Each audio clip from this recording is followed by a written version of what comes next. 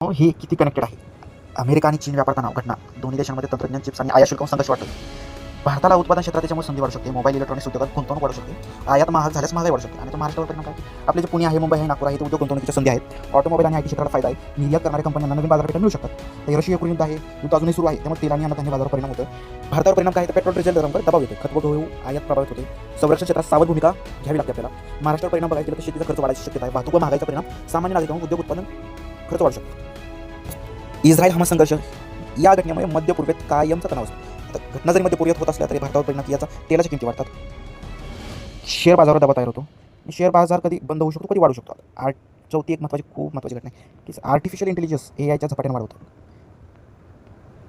भारतावर परिणाम बघायला गेला तर नवीन रोजगार संधी तयार होत आहेत. नवीन बेरोजगारी सुद्धा वाढते याच्यामुळे. आणि आयटी क्षेत्राला मोठी संधी आहे. तसेच जगाला सुद्धा मोठी संधी आहे. पण AI जसं म्हणतात तसं रोजगार घालवून तसं रोजगारी झपाट्याने वाढवणार आहे. आणि जे मुंबई, पुणे किंवा आपण महाराष्ट्राचे बघतोय तर तापमान अतिशय वाढलेलं आहे. आणि जगभरात तर तापमानानं विक्रमी पातळी गाठलेली आहे.